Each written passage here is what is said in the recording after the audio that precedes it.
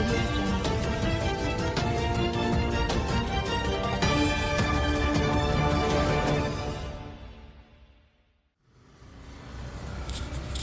दोस्तों। उत्तर प्रदेश की विधानसभा सीटों के जो उपचुनाव हो रहे हैं उनके लिए मतदान 3 नवंबर को होने जा रहा है। अब कुछ ही दिन शेष रह गए हैं और मेरे पास लगातार आप लोगों की डिमांड हो रही है कि मैं इन सीटों के बारे में बताऊं। ख़ास तौर से जब भी मैं लाइव जाता हूं तो बुलंदशहर विधानसभा सीट जो है, जहां से वीरेंद्र सिरोही बीजेपी के विधायक हुआ करते थे, उनका निधन हो गया था और उनके स्थान पर उनकी पत्नी उषा सिरोही चुनाव लड़ रही हैं। इस सीट के बारे में सब लोग जानना चाहते हैं, बहुत लोगों का इंटरेस्ट है। इस सीट के बारे में लोग इसलिए भी जानना चाहते हैं कि जितनी भी 7-8 सीटों पर ये चुनाव हो रहा है, 7 सीटों पर चुनाव हो रहा है, वहाँ पर सभी जगह बसपा सपा का मुकाबला हो रहा है बीजेपी से।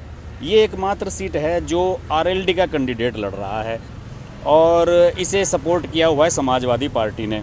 आपको पता ही होगा कि पिछले लोकसभा चुनाव में और जो विधानसभा के उपचुनाव हुए थे पिछले साल आखिर में, 2019 के आखिर में, उनमें समाजवादी पार्टी और बसपा के गठबंधन के साथ रालोद भी शामिल थी लोकसभा चुनाव में। तो बसपा तो गठबंधन से अलग हो गई थी लोकसभा चुनाव के बाद, लेकिन रालोद और अजीत सिंह की पार्टी राष्ट्रीय लोकदल और समाजवादी पार्टी का जो गठबंधन है वो चल रहा था उपचुनाव में भी। और पिछली बार जब उपचुनाव हुआ तो एक इगलास सीट है अलीगढ़ ज़िले की, वो सीट भी समाजवादी पार्टी ने रालोद को दी थी और रालोद का जो कैंडिडेट था वो वहाँ नामांकन नहीं भर पाया था तकनीकी रूप से, और इस तरह से वो सीट उनके हाथ से निकल गई थी। वो सीट बीजेपी ने जीत ली थी। अब जो बुलंदशहर की सीट है ये समाजवादी पार्टी ने दी है राष्ट्रीय लोकदल को, और यहाँ माना जा रहा है कि राष्ट्रीय लोकदल और समाजवादी पार्टी का जो वोट बैंक है, जैसे कि यहाँ भारी संख्या में जाट वोटर हैं, तो राष्ट्रीय लोकदल के जो प्रमुख वोट होते हैं वो जाट होते हैं और उन्होंने जाट प्रत्याशी परवीन सिंह को उतारा है मैदान में। तो यहाँ पर ये माना जा रहा था कि जाट और मुस्लिम कॉम्बिनेशन बनेगा और जो रालोद का कैंडिडेट है वो मुख्य फाइट में आएगा यहाँ पर, लेकिन अभी ऐसा होता हुआ नज़र नहीं आ रहा है। मैंने यहाँ के कुछ नेताओं से बात की और कुछ प्रभारी नेताओं से बातचीत की, भाजपा के नेताओं से भी कुछ बात की है, दूसरे दलों के नेताओं से भी बातचीत की है। उनका ये एक मानना है कि ऐसा होता हुआ नज़र नहीं आ रहा है और हो सकता है कि चुनाव अंतिम समय में बुलंदशहर सदर सीट पर बसपा और बीजेपी के बीच में सिमट कर रह जाए। हालांकि ये बीजेपी की पॉलिसी भी रही है कई बार कि जब मुस्लिम कैंडिडेट सामने होता है तो वो अक्सर यही बताया करते हैं कि हमारा जो मुकाबला है फ़लाँ कैंडिडेट से है, यानी मुस्लिम कैंडिडेट से है। और अक्सर ये बीजेपी की वोटों की ध्रुवीकरण की एक पॉलिसी भी होती है। लेकिन यहाँ पर ये नज़र आ रहा है कि जो यहाँ पर बसपा के प्रत्याशी हैं मोहम्मद यूनुस, वो शायद मुख्य फाइट में आ जाएं। और कांग्रेस से यहाँ सुशील चौधरी मैदान में हैं और उनके बारे में तो यही सुनने में आ रहा है कि वो 4-5 हज़ार के कैंडिडेट हैं, इससे ज़्यादा वोट उन्हें नहीं मिल पाएंगे और वो जितने भी उन्हें वोट मिलेंगे वो वोट राष्ट्रीय लोकदल प्रत्याशी के ही काटेंगे।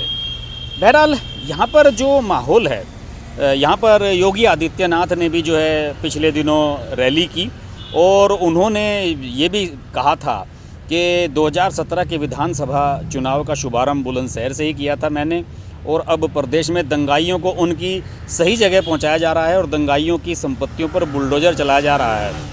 और इसी कार्यक्रम में पूर्व मंत्री किरण पाल सिंह जो समाजवादी पार्टी के नेता हैं वो भी बीजेपी में शामिल हुए थे। यानी कि समाजवादी पार्टी को झटका तो शुरू में ही दे दिया था, चुनाव के शुरू में ही, और योगी ने यहीं से शुरुआत की अपने चुनाव प्रचार की।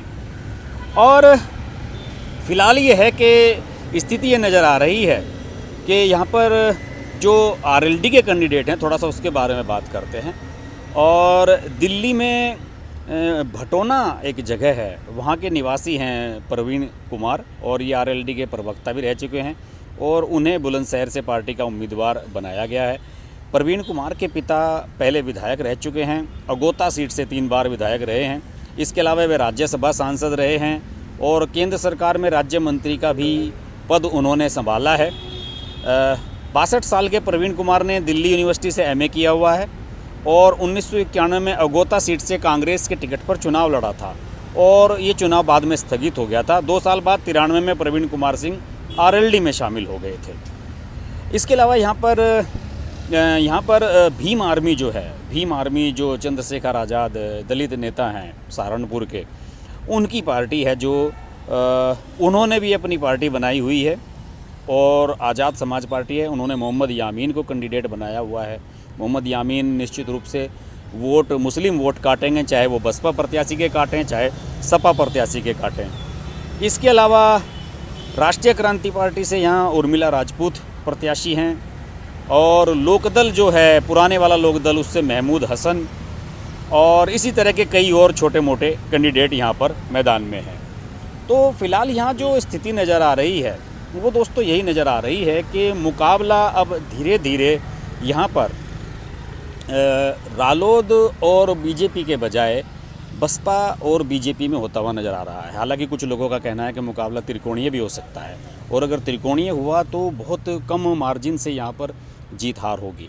यहाँ की कुछ जातीय समीकरण के बारे में बात करते हैं और यहाँ पर जो है इस सीट पर, सदर सीट पर, पिछले चुनाव में 2017 में दिवंगत हाजी अलीम मैदान में थे और उन्हें वीरेंद्र सिंह सिरोही ने 23,084 वोटों से हराया था। यानी कि अब यहाँ पर जो विनिंग कैंडिडेट थे वीरेंद्र सिंह सिरोही, वो भी इस दुनिया में नहीं हैं और जो हारे थे हाजी अलीम, वो भी इस दुनिया में नहीं हैं और सपा के प्रत्याशी सुजात आलम 24,000 वोटों के साथ तीसरे स्थान पर रहे थे। यहाँ पर जो जातीय समीकरण है उसमें एससी और मुस्लिम वोट जो हैं वो 35 से 40% हैं। ये बड़ा फैक्टर है। इसी वजह से मैं यहाँ बसपा के कैंडिडेट को ज़्यादा मजबूत बता रहा हूँ। एससी एसटी जो वोटर हैं यहाँ 60,000 के आसपास हैं और 2 लाख से अधिक यहाँ कुल मतदाता हैं। और जातीय समीकरण में अगर और बारीकी में जाऊँ तो जाटव वोट यहाँ पर 53,000 हैं, वाल्मीकि 11,000 हैं, जाट वोट यहाँ पर 35,000 के आसपास हैं, यादव भी 5,000 हैं और 30,000 के करीब यहाँ लोधी वोट हैं और ठाकुर वोट 19,000 हैं, वैश्य वोट 30,000 हैं जो बीजेपी का स्ट्रॉन्ग होल्ड है और मुस्लिम वोट 99,000 के आसपास हैं। यानी कि काफ़ी सॉलिड स्थिति यहाँ उनकी लग रही है। और पंजाबी 5,000 हैं और अन्य प्रजातियाँ जो हैं वो 8,000 के आसपास हैं। तो यहाँ पर जो स्थिति है काफ़ी कुछ अलग है यहाँ पर। और यहाँ पर 3,88,000 टोटल वोटर हैं। बड़ी विधानसभा है वोटर के हिसाब से। तो मुझे ये लग रहा है कि आने वाले समय में ये चुनाव अब बिल्कुल अंतिम चरण में प्रचार पहुँच रहा है। तो मुझे ये नज़र आ रहा है कि मुकाबला यहाँ पर कहीं त्रिकोणीय हो सकता है, लेकिन त्रिकोणीय में पहला कौन बीजेपी और दूसरा कौन बसपा, ये मुझे नज़र आ रहा है। कहीं अंत में रालोद पिछड़ ना जाए इसमें। बहरहाल जो भी है आगे हम इस पर बात करते रहेंगे और उपचुनाव पर अभी और भी वीडियो आ रहे हैं मेरे, आप देखते रहिए हर्ष की बात लाइव। नमस्कार।